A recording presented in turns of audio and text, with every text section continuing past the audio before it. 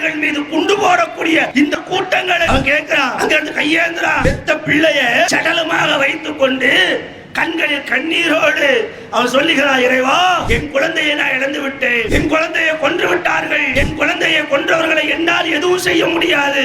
ஆனா நீ பார்த்து கொண்டிருக்கிறியா அல்லாஹ், இந்த படுபாதக செயலில், இந்த பாவமான காரியத்திலே யாரெல்லாம் ஈடுபட்டார்களோ அவர்களை எல்லாம் நீ புட்டியா அல்லாஹ் என்று அங்கே நின்று நம் சகோதரன் கையேந்துகின்றானே, நம் சகோதரன் கரத்தில் ஏந்தி கொண்டு கதறுகின்றானே. நமக்கு அந்த எண்ணம் இல்லையா? நம்முடைய குழந்தை நினைச்சு பாருங்க, எந்த அக்கிரமமும் இல்லாம அநியாயமும் இல்லாம சாதாரணமாக இயற்கை மௌத்தை தழுவினாலே ஒவ்வொரு தாயும் தந்தையும் எவ்வளவு வேதனைப்படுகின்றோம், அழுது கண்ணீர் விட்டு புலம்புகின்றோமே. இன்னைக்கு அவர்கள் பிள்ளைகளை நம்மை விட பாசமாக நேசமாக வளர்த்த குழந்தைகளை அநியாயமாக கொள்றானே, துப்பாக்கியால் சுட்டுக் கொள்ளுகின்றானே, குழந்தைகள் என்று பார்க்காமல் குண்டுகள் மலைகளை பொழிய செய்து கொள்ளுகின்றானே. பெற்ற தாயின் கண்ணு முன்னாலே குழந்தை இறந்து போகிறதே, பெற்ற குழந்தையின் கண்ணு முன்னாலே தாய் இறந்து போகின்றானே. தாய் இறப்பதை பிள்ளை பார்க்கிறான், பிள்ளை இறப்பதை தாய் பார்க்கின்றான். அவருடைய உணர்வுகள் எப்படி இருக்கும் சகோதரர்களே? அவருடைய உள்ளங்கள் எப்படி இருக்கும் சகோதரர்களே? அற உயிர் கிடக்கக்கூடிய நேரத்தில் ஒரு தாய் தன் பிள்ளையை பார்த்து சொல்லுகின்றார், குண்டடிப்பட்டவை. பிள்ளைகள் அழுது கொண்டிருக்கக்கூடிய காட்சியை பார்த்து பிள்ளைகளும் சொல்லுகின்றார், அழாதே, கவலைப்படாதே, பின்வாங்காதே, நம்மோடு அல்லாஹ் இருக்கிறான். எத்தனை உயிர்கள் பறிக்கப்பட்டாலும் சரி, நம்முடைய சுதந்திர காற்று ஃப்ரீ பாலஸ்தீனத்தை உருவாக்கியே தீர வேண்டும் என்று அந்த பெண்மணி சொல்லிவிட்டு மறதித்தாலே, குழந்தைகளை அழிக்கிறாரே. போர் குற்றம் தெளிவாய் நடக்கும் போதும், போர் குற்றம் தெளிவாய் நடக்கும் போதும் மௌனம் ஏன், மௌனம் ஏன், மௌனம் ஏன், மௌனம் ஏன், மௌனம் ஏன், மௌனம் ஏன், மௌனம் ஏன், மௌனம் ஏன், கொத்து கொத்தாய் சடலங்கள், கொத்து கொத்தாய் சடலங்கள், கொத்து கொத்தாய் சடலங்கள், கொத்து கொத்தாய் சடலங்கள், குவியல் குவியலாய் கட்டடங்கள், குவியல் குவியலாய் கட்டடங்கள், குவியல் குவியலாய் கட்டிடங்கள். உலகத்தில் உள்ள கண்கள் எல்லாம், உலகத்தில் உள்ள கண்கள் எல்லாம் அஃபாவின் மீது இருக்கிறதா, அஃபாவின் மீது இருக்கிறதா. காசா மக்களின் சோக காட்சியை, காசா மக்களின் சோக காட்சியை கண்கள் காண மறுக்கிறதே, கண்கள் காண மறுக்கிறதே. பாலஸ்தீனத்தின் மரண குரல்கள், பாலஸ்தீனத்தின் மரண குரல்கள் மனதில் ஈட்டியை பாய்ச்சுகிறதே, மனதில் ஈட்டியை பாய்ச்சுகிறது. மக்களும் கொடுத்த பாலஸ்தீனை அடைக்கலம் கொடுத்த பாலஸ்தீனே, அடக்க துடிக்கும் அரக்கனே, அடைக்க துடிக்கும் அரக்கனே, அழிக்க துடிக்கும் அரக்கனே, அடைக்க துடிக்கும் அரக்கனே, இஸ்ரேல் நாட்டின் அரக்கனே, இஸ்ரேல் நாட்டின் அரக்கனே, அழிந்து போவாய், அழிந்து போவாய், அழிந்து போவா, அழிந்து போவா, ஒன்னா நம்பர் பயங்கரவாதி, ஒன்னா நம்பர் பயங்கரவாதி, உலகின் முதல் தீவிரவாதி, உலகின் முதல் தீவிரவாதி, பாலஸ்தீனத்தின் பிச்சையிலே உயிர் பிழைத்த துரோகிகள், இஸ்ரேலர்கள் துரோகிகள், சொந்த மண்ணின் மைந்தர்களை கொன்றொழிக்கும் பாவிகளே, புரிந்துகொள், புரிந்துகொள். அன்பார்ந்த சகோதர சகோதரிகளே, இன்றைய தினம் இஸ்ரேலிலே நடந்து கொண்டிருக்கக்கூடிய இஸ்ரேலிய பயங்கரவாதத்தால் பாதிக்கப்படும் பாலஸ்தீன அப்பாவி மக்கள் கொத்து கொத்தாக கொல்லப்படுவதை கண்டித்தும், இஸ்ரேலிலே உடனடியாக போர் நிறுத்தம் செய்யப்பட வேண்டும், இஸ்ரேல் பாலஸ்தீனத்தை முழுமையான சுதந்திர நாடாக அறிவிக்க வேண்டும், பாலஸ்தீனம் பாலஸ்தீன மக்களுக்கு சொந்தமானது, பாலஸ்தீன மக்களுடைய சுதந்திர காற்றை அவர்கள் சுவாசிக்கும் வரை இந்த போராட்டம் ஒருபோதும் தீராது என்ற கோரிக்கைகளை முன்வைத்துத்தான் நாம் கடந்த சில நாட்களாக உலகத்தில் வாழக்கூடிய நல்லுள்ளம் கொண்டவர்கள், அவர்கள் சினிமா பிரபலங்களாக இருந்தாலும் சரி, விளையாட்டு வீரர்களாக இருந்தாலும் சரி, இன்னும் நியாய உணர்வுள்ளம் கொண்ட எல்லோரும் சில செய்திகளை, ஒரு செய்தியை குறிப்பாக ஆல் ஏ ஆன் ரஃபா என்ற ஹேஷ்டாக் மூலம் சுமார் 4 கோடி ஹேஷ்டாக்குகள் அது பதிவாயிருக்கிறது. அது சொல்லக்கூடிய செய்தி என்ன என்று சொன்னால், பாலஸ்தீனத்தில் கடந்த 200 நாட்களாக யுத்தம் நடைபெற்று வந்து கொண்டிருக்கிறது. அக்கிரமக்கார அராஜகக்கார இஸ்ரேலிய பயங்கரவாத நாடு பாலஸ்தீன இஸ்லாமிய மக்கள் மீது ஒரு மிக கொடூரமான தாக்குதலை அமெரிக்காவின் உதவி கொண்டு நீண்ட நெடிய நாட்களாக செய்து வருகின்றார்கள். இந்த 200 நாட்களிலே சுமார் 35,000 பொதுமக்கள் கொல்லப்பட்டிருக்கின்றார்கள். அந்த 35,000 பொதுமக்களிலே 75% குழந்தைகள் என்பது குறிப்பிடக்கூடியது. எவ்வளவு பெரிய வன்மம் கொண்டவர்கள், அக்கிரமம் கொண்டவர்கள், நெஞ்சிலே கொஞ்சம் கூட ஈரம் இல்லாதவர்கள், கல்லஞ்சை முழுவதுமாக தனக்காக்கி கொண்டவர்கள். ஒரு யுத்தம் நடைபெறுகிறது என்று சொன்னால் அங்கே எதிர்த்து நிற்பவர்களை போராளிகளாக இருந்தாலும் சரி, அவர்கள் இராணுவம் என்றாலும் சரி, ஒருவரை ஒருவர் எதிர்த்து தாக்குவது என்பது சாதாரண ஒரு விஷயம்.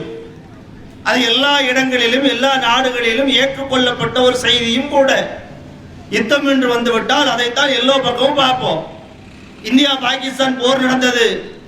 பாகிஸ்தான் இந்திய ராணுவத்தின் மீது தாக்குதல் செய்தான். பதிலுக்கு நாமும் அவர்களை தாக்குதல் செய்தோம். ராணுவ வீரர்களே, அப்பாவி மக்களே அல்ல. இது போன்ற பல நாடுகளிலே பார்க்கிறோம். ஆனால் இந்த பயங்கரவாத கொடுங்கோலான இஸ்ரேலிய அரசு என்பது யார் போராளிகளாக தன் உயிர் நீட்பதற்காக களத்தில் நிற்கின்றார்களோ அவர்களை விட்டுவிட்டு அப்பாவிகளை கொன்றொழிக்கின்றார்களே, அநியாயமாக கொன்றொழிக்கின்றார்களே. பக்ரீத்துக்கும் ரம்ஜானுக்கும் புத்தாடைகள் அணிந்து இனிப்பு பலகாரங்களோடு மகிழ்ச்சியாக குழந்தைகள் கொண்டாடக்கூடிய இந்த தருணத்திலே அவர்கள் மீது குண்டுமலைகளை பொழிந்து கையில்லாமல் கால் இல்லாமல் இரத்த கோரைகளாக குழந்தைகளை பெற்றவர்கள் குற்றுயிரும் குலையுயிருமாக தன் கரங்களிலே ஏந்தி கொண்டு வரக்கூடிய காட்சிகள் எல்லாம் உண்மையிலே ஈரமுள்ள எவரையும் கலங்கடிக்கத்தான் செய்கிறது. சாதாரணமாக அதை கடந்து போக முடியாது. நாம நினைக்கலாம் அங்க நடக்கிறதுக்கு இங்க என்ன செய்ய கேட்கலாம், நியாயம்தான். ஆனா ஏதாவது ஒன்று செஞ்சுதானே ஆகணும். கொல்லப்படுவது அப்பாவிகள் அல்லவா, கொல்லப்படுவது குழந்தைகள் அல்லவா, கொல்லப்படுவது பெண்கள் அல்லவா, கொல்லப்படுவது நிராயுதபாணிகள் அல்லவா, கொல்பவன் ஒரு அரக்கன் அல்லவா. அவர்களை எதிர்த்து நாம் இஸ்ரேல் செல்ல முடியாவிட்டாலும் என் இறைவனிடம் நாம் பதில் சொல்வதற்காக இந்த இடத்தில் நின்றாவது அந்த அக்கிரமக்கார அநியாயக்கார ஆட்சியாளர்களை கண்டிக்காமல் விட்டுவிட்டால் எனக்கும் இஸ்ரேலியனுக்கும் என்ன வேறுபாடு இருக்கிறது? நாம் ஏன் நினைக்கிறோம், ஏன் கூடியிருக்கிறோம், ஏன் கோஷத்தை முன்வைக்கிறோம், ஏன் உலக நாடுகள் எல்லாம் இது தலையிட வேண்டும் என்று நாம் நம்முடைய எண்ணங்களை பிரதிபலிக்கின்றோம்? பாலஸ்தீனத்தில் அமைதி வேண்டும். அமைதி என்றால் நியாயமான அமைதி. பாலஸ்தீனர்களுக்கு சொந்தமானது. பாலஸ்தீனத்திலே உரிமை கொண்டாட எவனுக்கும் ரைட்ஸ் கிடையாது. இந்த யூதர்கள் என்பவர்கள், இஸ்ரேலியர்கள் என்பவர்கள் சுதந்திரத்துக்கு முன்பாக 40களிலே நாடின்றி நாடோடிகளாக தெரிந்தவர்கள். ஹிட்லர் இவர்களை இனப்படுகொலை செய்த போது அடைக்கலம் கேட்டு ஒவ்வொரு நாடாக ஓடி ஒளிந்தவர்கள் இந்த இஸ்ரேலியர்கள். ஆனால் அந்த நேரத்தில் கருணை உள்ளத்தோடு அன்போடு ஒரு மனிதனாக இவர்களையும் மதித்து பாலஸ்தீன பகுதிகளிலே ஒரு ஓரங்களிலே இடம் கொடுத்தார்களே பாலஸ்தீன பெருமக்கள், அவர்களுக்கு இன்னைக்கு இவர்கள்தான் எதிரிகளாக நிற்கின்றார்கள், அவர்களையே அகதிகளாக்குகின்றார்கள் என்று சொன்னால் இந்த அக்கிரமக்காரர்களை நாம் என்ன சொல்வது சகோதரர்களே? இன்னைக்கு பேசலாம் வரலாறு யாருனாலும், அவனும் அடிக்கிறானே இவனும் அடிக்கிறானே, என்ன வேணாலும் சொல்லு, ஏன் அடிக்கிறான்? எந்த நாட்டினுடைய குடிமகனும் சரி அந்த நாட்டை இன்னொரு நாட்டுக்காரன் ஆக்கிரமித்துக் கொண்டால் அவர்களுக்கு எதிராக போராடுவது என்பது இயல்பு. நானே இருக்கிறேன், நாமளே இருக்கிறோம், நம்முடைய நாடு இந்தியா, பக்கத்துல ஸ்ரீலங்கா இருக்கிறது. திடீர்னு உங்க ஒரு ராணுவம் தொண்டிக்குள்ள புகுந்தா புடிச்சிட்டு போட்டு விட்டுருவோம். என் நாட்டுக்கு எதிராக எந்த அந்நியன் இங்கே புகுந்தாலும் அவர்களுக்கு எதிராக நான் போராடுவேன், அவர்களை விரட்டி அதில் மரணிக்கும் வரைக்கும் என்னுடைய நிலையை உறுதிப்படுத்துவேன் என்று எனக்கு உரிமை இருக்கும் பொழுது அதான ஒவ்வொருத்தரும் செய்வோம். இந்த நாட்டை இங்கிலாந்துக்காரை அடிமையாக்கினா, ஆங்கிலேயன் அடிமையாக்கினா விட்டுட்டோம், வச்சுட்டு ஒன்று கொடுத்துட்டோம். சுதந்திர போராட்டத்திற்காக இன்னுயிர்கள் எத்தனை நிற்கப்பட்டது, அடித்து துரத்தினோமே, நாட்டில் சுதந்திர காற்றை சுவாசித்துக் கொண்டிருக்கிறோமே. ஒரு இந்தியனாக, இந்திய குடிமகனாக நான் அதை வரவேற்கிறேன். நான் அன்று இருந்திருந்தால் நானும் போராடி இருப்பேன். ஏன்?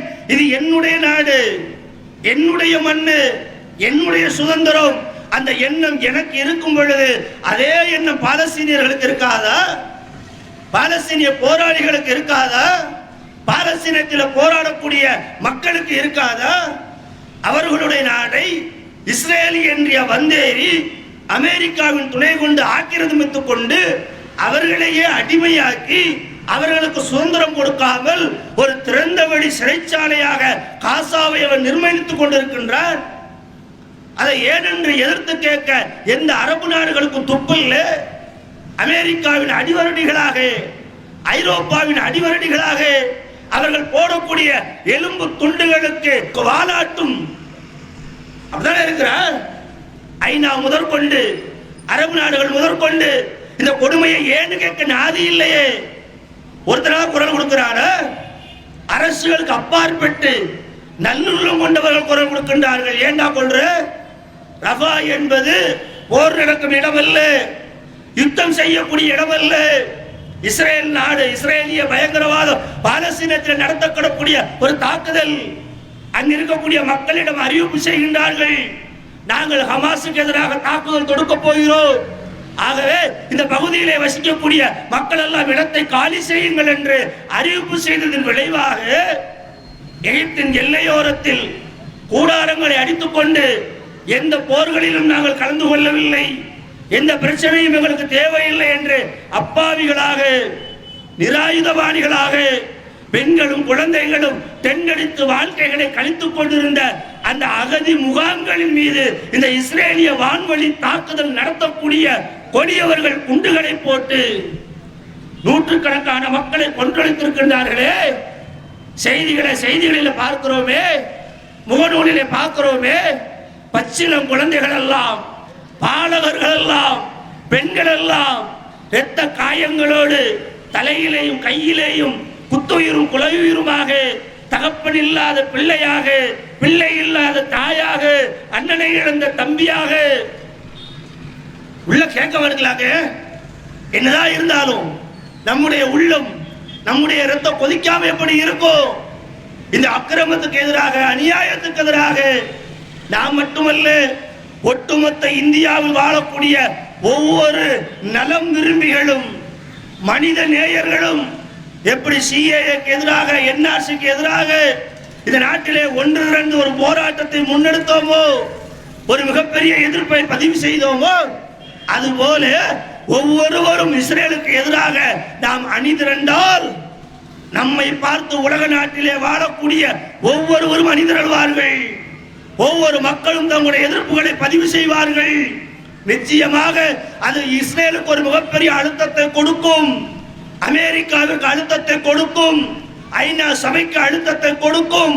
அந்த அழுத்தத்தின் மூலமாக அங்கே அப்பாவிகளாக கொல்லப்படக்கூடிய பாலஸ்தீனர்கள் பாதுகாக்கப்படுவார்களே, அதற்கு இந்த இஸ்லாமிய சமுதாயம் முன் வர வேண்டாமா? கேட்கிறோமே, இது எதுக்கு இங்கேயே பண்ணணும் கேட்கிறோமே.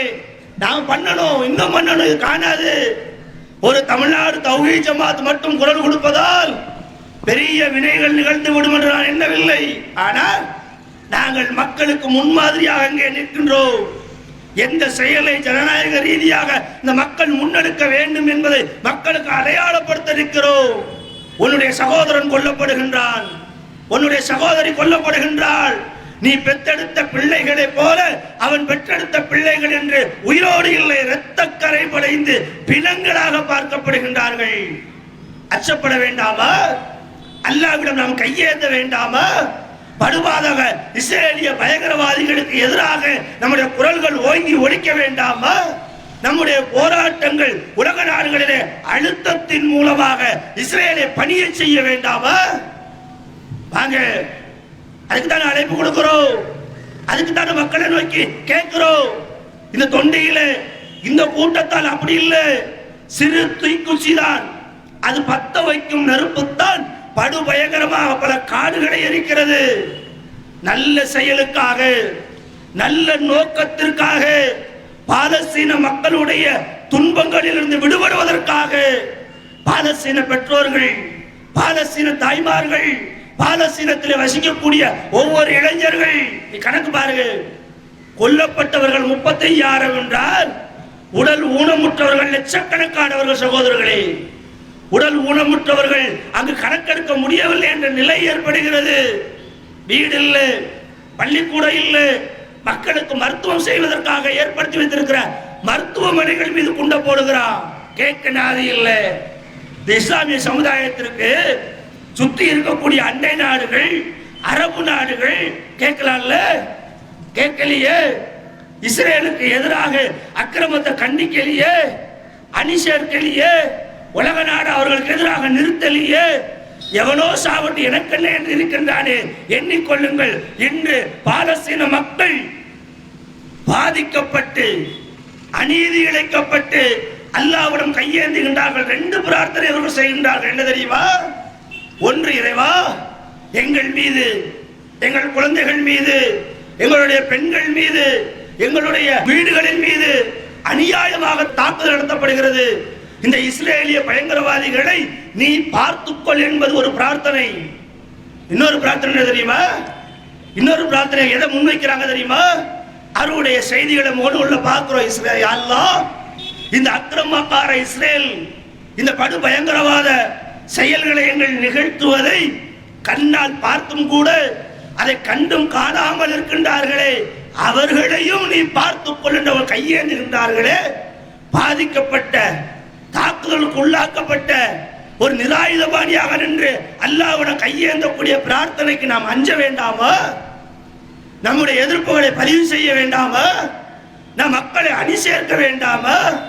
நம்மளால் என்ன இயலும் என்று மூளைகளை முடங்கி கிடக்காமல் என்னால் இயன்றதை என் அல்லாஹ்விற்கு பதில் சொல்லும் விதமாகவாவது இந்த இஸ்ரேலுக்கு எதிராக, அநியாயக்கார ஆட்சியாளர்களுக்கு எதிராக, அப்பாவிகளை கொன்றளிக்கக்கூடிய இந்த கிரிமினல்களுக்கு எதிராக சொல்லணும்ல, சொல்லத்தானே வேணும். அதுக்காக தானே கூடுறோம், அதுக்காகத்தானே கோஷம் போடுறோம். இது எவ்வளவு பெரிய மாற்றத்தை ஏற்படும் தெரியாது. ஆனா இந்த நேரத்தில் உள்ள வருந்தி அல்லாஹ்விட கையேந்திரம் தெரியுமா, இறைவனை கேட்க சொல்றோம் தெரியுமா? நன்றாக நீங்கள் புரிந்து கொள்ளுங்கள். திருமறை குர்ஆனிலே அல்லாஹ் நமக்கு அழகாக சொல்லி காட்டுகின்றான். நீங்கள் அச்சப்பட வேண்டாம், கவலைப்பட வேண்டாம். அநியாயக்காரர்கள் செய்வதை அல்லாஹ் காணாமல் இருக்கவில்லை என்பதை சொல்லி காட்டுகின்றான்.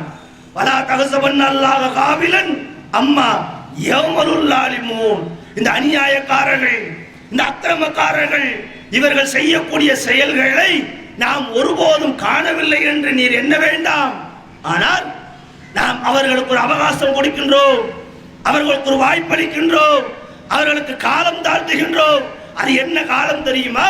மறுமையிலே பார்வைகள் நிலைகுத்தி நிற்கப்படும் அந்த நாளிலே மனிதர்கள் தரிகட்டு ஓடுவார்களே, அந்த நாளுக்காக நாம் காத்திருக்கிறோம் என்று திருமறை குர்ஆனிலே இறைவன் சொல்லி காட்டுகின்றானே. சகோதரர்களே, அல்லாஹ்விட கேளுங்க, அல்லாஹ்விட கையேந்துங்க. இறைவா, அக்கிரமக்காரர்களை, அநியாயக்காரர்களை, கொன்றொழிப்பவர்களை, குழந்தைகள் மீது குண்டு போடக்கூடிய இந்த முட்டாள் கூட்டங்களை கேளுங்க.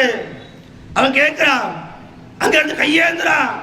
பெத்த பிள்ளைய சடலமாக வைத்துக் கொண்டு கண்களில் கண்ணீரோடு அவன் சொல்லுகிறான், இறைவா என் குழந்தையை நான் இழந்து விட்டேன், என் குழந்தையை கொன்று விட்டார்கள், என் குழந்தையை கொன்றவர்களை என்னால் எதுவும் செய்ய முடியாது. ஆனா நீ இருக்கையா அல்லாஹ், நீ பார்த்து கொண்டிருக்கையா அல்லாஹ். இந்த படுபாதக செயலிலே, இந்த பாவமான காரியத்திலே யாரெல்லாம் ஈடுபட்டார்களோ அவர்களை எல்லாம் நீ புட்டியா அல்லாஹ் என்று அங்கே நின்று நம் சகோதரன் கையேந்துகின்றானே, நம் சகோதரன் கரத்தில் ஏந்தி வந்து கதறுகின்றானே. நமக்கு அந்த எண்ணம் இல்லையா? நம்முடைய குழந்தை நினைச்சு பாருங்க, எந்த அக்கிரமமும் இல்லாம, அநியாயமும் இல்லாம சாதாரணமாக இயற்கை மௌத்தை தழுவினாலே ஒவ்வொரு தாயும் தந்தையும் எவ்வளவு வேதனைப்படுகின்றோம், கவலைப்படுகின்றோம், அழுது கண்ணீர் விட்டு புலம்புகின்றோமே. இன்னைக்கு அவர்கள் பிள்ளைகளை நம்மை விட பாசமாக நேசமாக வளர்த்த குழந்தைகளை அநியாயமாக கொள்றானே, துப்பாக்கியால் சுட்டுக் கொள்ளுகின்றானே, குழந்தைகள் என்று பார்க்காமல் குண்டுகள் மலைகளை பொழிய செய்து கொள்ளுகின்றானே. பெற்ற தாயின் கண்ணு முன்னாலே குழந்தை இறந்து போகிறதே, பெற்ற குழந்தையின் கண்ணு முன்னாலே தாய் இறந்து போகின்றாளே. தாய் இறப்பதை பிள்ளை பார்க்கிறான், பிள்ளை இறப்பதை தாய் பார்க்கின்றான். அவருடைய உணர்வுகள் எப்படி இருக்கும் சகோதரர்களே? அவருடைய உள்ளங்கள் எப்படி இருக்கும் சகோதரர்களே? அற உயிர் கிடக்கக்கூடிய நேரத்தில் ஒரு தாய் தன் பிள்ளையை பார்த்து சொல்லுகின்றால், குண்டடிப்பட்டவை, மேலெல்லாம் வெந்துருச்சு. மோனுள்ள பார்த்தோம், பிள்ளைகள் அழுது கொண்டு இருக்கக்கூடிய காட்சியை பார்த்து பிள்ளைகளும் சொல்லுகின்றான், அழாதே, கவலைப்படாதே, பின்வாங்காதே, நம்மோடு அல்லாஹ் இருக்கிறான். எத்தனை உயிர்கள் பறிக்கப்பட்டாலும் சரி, நம்முடைய சுதந்திர காற்று பாலஸ்தீனத்தை உருவாக்கியே தீர வேண்டும் என்று அந்த பெண்மணி சொல்லிவிட்டு மறதித்தாலே, நிச்சயமாக என் சகோதரர்கள், பாலஸ்தீனத்திலே வசிக்கக்கூடிய எங்கள் சகோதரர்கள், இஸ்ரேலிய அரக்கர்கள் எவ்வளவு பலம் கொண்டு போராடினாலும் சரி, எத்தனை நாடுகளை துணை கழித்தாலும் சரி, அல்லாஹ்வுடைய உதவி கொண்டு ஒரு நாள் பாலஸ்தீனத்தில் இருந்து இஸ்ரேலியர்களை விரட்டி அடிப்பார்கள் இன்ஷா அல்லாஹ்.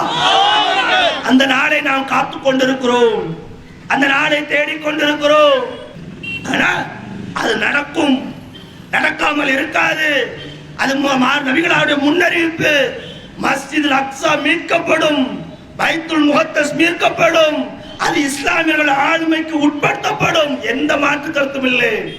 இன்னைக்கு நடக்காம போகலாம், நாளைக்கு நடக்காம போகலாம். இன்னைக்கு குண்டுமலையை பொழிந்து அவன் பல ஆயிரம் பேரை கொல்லலாம். ஆனால் அங்கு பெற்றெடுக்கப்படக்கூடிய ஒவ்வொரு குழந்தைகளும் இஸ்ரேலுக்கு எதிராக போராடக்கூடிய போராளிகளாகத்தான் உருவாகும் இன்ஷா அல்லாஹ். அவர்கள் பயப்படல. என் பாலஸ்தீனிய சகோதரன் ஒருபோதும் பயப்படல, ஒருபோதும் பின்வாங்கல. அவன் போய் பத்திரிகையாளர் கேட்கிறான், அந்த நாட்டுக்குள்ள யுத்தம் நடக்கிறது, குண்டுமலை பொழிகிறது, அந்த நிகழ்ச்சி நடக்கும் பொழுதே பக்கத்தை குண்டை போடுறான். கேட்கிறான், இவ்வளவு கடினமான சூழ்நிலை, வீடுகள் எல்லாம் இடிக்கப்படுகிறது, குண்டுமலை பொழியப்படுகிறது, நீங்கள் மரணித்து விடுவீர்கள் என்ற பயம் உங்களுக்கு இல்லையா? நீங்கள் உங்களை காப்பாற்றிக் கொள்ள கொஞ்சம் வெளியேறலாமே என்று கேட்கும் பொழுது சொல்லுகின்றான், நான் இந்த நாட்டிலே பிறந்தவன், இந்த நாட்டிலே வளர்ந்தவன், இது என்னுடைய நாடு, என்னுடைய மண்ணு, என்னுடைய பள்ளி, என்னுடைய போராட்டம். நான் இங்கு வாழ்வது இவர்களை எதிர்ப்பதற்காகத்தான். அந்த வாழ்வு எனக்கு அளிக்கப்படாமல் நான் மரணித்தால் அதுவும் எனக்கு வெற்றிதான் என்று ஈமானிய உணர்வோடு பேசுகின்றானே, அதில் நமக்கு ஒரு பாடம் இல்லையா? படிப்பினை இல்லையா?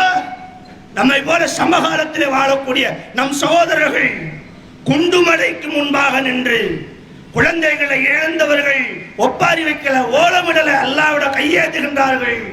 அவர்கள் பேசுகின்றார்கள், எங்களுக்கு இழைக்கப்படும் அநீதிகளை அல்லாஹ் காணாமல் இல்லை, கண்டிப்பாக பார்ப்பான், மறுமையில பிடிப்பான். அந்த தீர்ப்புக்காக நாங்கள் காத்திருக்கிறோம், அந்த நாளுக்காக நாங்கள் காத்திருக்கிறோம். அந்த நாளை அடையும் பொழுது எங்களுக்கான நீதி கிடைக்கும் என்ற ஈமானிய உணர்வை வெளிப்படுத்துகின்றார்களே, அத்தகைய ஈமானிய உணர்வு உலகத்தில் வாழக்கூடிய எல்லா முஸ்லிம்களுக்கும் வெளிப்பட வேண்டும். சகோதரர்களே, சோதனை இல்லாமல் சொர்க்கம் போக முடியாது. சொர்க்கம் அவ்வளவு எளிதானது அல்ல. நீங்கள் சொர்க்கத்திற்கு செல்ல வேண்டும் என்று சொன்னால் சோதனைகளை அனுபவிக்கத்தான் செய்யும். உங்கள் நம்பிக்கைக்கு எதிராக, உங்கள் கொள்கைக்கு எதிராக, உங்கள் மார்க்கத்துக்கு எதிராக, நீங்கள் வசிக்கக்கூடிய உங்களுடைய இருப்பிட எல்லாத்துக்கு எதிராகவும் அக்கிரமக்காரர்களும் அநியாயக்காரர்களும் உங்களை விரட்டுவதற்கு வரத்தான் செய்வான். புல்டோசரோட வருவான். வந்தாங்களா இந்தியாவில், இன்னும் வருவான். நன்றாக சிந்தித்துக் கொள்ளுங்கள். வானில் இருந்து பொழியப்படும் குண்டுமலை கஞ்சாத சமுதாயம், அவர்களை பார்த்து இஸ்லாமிய சமுதாயம் இந்தியாவிலே பாடம் படிக்க வேண்டும். உள்ள உறுதி, ஈமானிய உறுதி, நம்பிக்கை உறுதி, அல்லாஹ்விடம் வெகுமதி கிடைக்கப்பெற வேண்டும் என்ற ஆசை மிக்க வாழ்வு. இந்த உலக வாழ்வல்ல பெரியது. அவன் வாழாத வாழ்க்கையா? அவனுக்கு இல்லாததா? ஆனா அவன் நாடினால் அந்த நாட்டை விட்டு தப்பித்து வேறு நாட்டுக்கு செல்லலாம், அகதிகளாக செல்லலாம். போகமாட்டான். போகலே. எங்கள் வாழ்வும் மரணமும் பாலஸ்தீனத்தில் தான், பாலஸ்தீன வெற்றியில் தான், இந்த இஸ்ரேலுக்கு எதிராகத்தான். ஏனென்றால் எங்களிடம் நியாயம் இருக்கிறது என்று பேசுகிறான். அவன் அக்கிரமாக போராடவில்லை. இஸ்ரேல அதில் ஏன் நாடு, என்னுடைய மண்ணு, நாங்கள் வளர்ந்தவர்கள், நாங்கள் உங்களுக்கு வாழ்வளித்தவர்கள், நீங்கள் எங்களை அடிமையாக்குவதை ஒருபோது ஏற்றுக்கொள்ள மாட்டோம். பிறக்கும் சுதந்திர பாலஸ்தீனம், சுதந்திர பாலஸ்தீனத்தின் குழந்தைகள், சுதந்திர பாலஸ்தீனத்தினுடைய பெண்மணிகள், சுதந்திர பாலஸ்தீனத்தினுடைய இளைஞர்கள், சுதந்திர பாலஸ்தீனம் அங்கு நிகழாமல் இன்ஷா அல்லாஹ் ஒருபோதும் இருக்காது. இஸ்ரேல் எவ்வளவு பெரிய அக்கிரமங்களை நடத்தினாலும் சரி. ஆனா இன்னைக்கு நடத்தி கொண்டிருக்கக்கூடிய இந்த தாக்குதல் இருக்கிறது, இந்த அப்பாவி மக்கள் மீது குண்டு வழியக்கூடிய நிகழ்வுகள் இருக்கிறது. போர் விதிமுறைகளை எல்லாம் மீறியது. உக்ரைன் மீது ரஷ்யா குண்டு போடும்போது அமெரிக்கா கொக்கரிச்சான். நீ எப்படி சிவிலியன்கள் மீது குண்டு போடலாம் குரல் கொடுத்தீல. இஸ்ரேல் இப்ப அதைத்தானே செய்யறான். கள்ள குழந்தையாக இருந்து செய்யறான்ல. ஹமாஸுக்கு எதிராக போராடு, பிரச்சனை இல்லை. அவனுக்கு எதிராக குண்டு போடு, பிரச்சனை இல்லை. ஆனா அப்பாவிகள் மீது போடுகின்றாயே, அடைக்கலம் தேடி சென்றவர்கள் மீது போடுகின்றாயே. இதை கண்டிச்சான அமெரிக்கா, இங்கிலாந்து கண்டிச்சான, ஐரோப்பிய யூனியன் கண்டிச்சுதா, ஐநா சபை கண்டிச்சுதா? கண்டிக்க போற போக்குல போர் நிறுத்தத்தை அறிவிக்கக்கூடிய பேச்சுவார்த்தை ஒரு பக்கம் நடந்து கொண்டிருக்கும் பொழுது போர் நிறுத்தத்துக்கு எதிராக இதுபோல குண்டுமடை பொழியக்கூடிய அப்பாவிகளுக்கு எதிராக, அந்த அநியாயக்காரர்களுக்கு எதிராக இன்னைக்கு உலகமே ஒரு பார்வை விழுந்திருக்கிறது. இதை நாம் சும்மா சொல்லல, வெறும் கூத்தாடிகள் தானே என்று சொன்ன பலரும் நம்ம நாட்டில், நம்ம தமிழகத்தில் இல்லை, கேரளாவில், இன்ன பிற மாநிலங்கள்ல, உலகம் முழுவதும் இருக்கக்கூடிய நடிகர் நடிகைகள் தன்னுடைய இன்ஸ்டாகிராமில், தன்னுடைய முகநூலில், தன்னுடைய எக்ஸ் தளத்தில், தன்னுடைய யூடியூப்ல ரபா மீது நடந்த தாக்குதலை கண்டிக்கிறார். அநியாயம் என்கிறான், அக்கிரமம் என்கிறான். ஆனா சொந்த சமுதாய மக்கள் மீது தாக்குதல் நடத்தப்படுவதை பேசக்கூட இல்லாம நம்ம சமுதாயம் வாழ்ந்து கொண்டிருக்கிறது. இந்தியாவில் வசிக்கிறோமே, தமிழ்நாட்டில் வசிக்கிறோமே, நமக்கு என்ன ரைட்ஸ் இருக்கோ அதன் பிரகாரம் நிற்கலாம்ல. அவனுக்கு தகுந்தவாறு எதிர்ப்பு தெரிவிக்கிறாள்ல. நீங்க ஒரு ஆர்ப்பாட்டம் மூலமாக, கண்டனத்தின் மூலமாக, மக்களுக்கு செய்தியை கொண்டு போய் சேர்ப்பதன் மூலமாக உன் சகோதரனுக்கு உதவ மாட்டியா? உலகத்தினுடைய பார்வை பாலஸ்தீனத்தின் மீது திருப்ப மாட்டியா?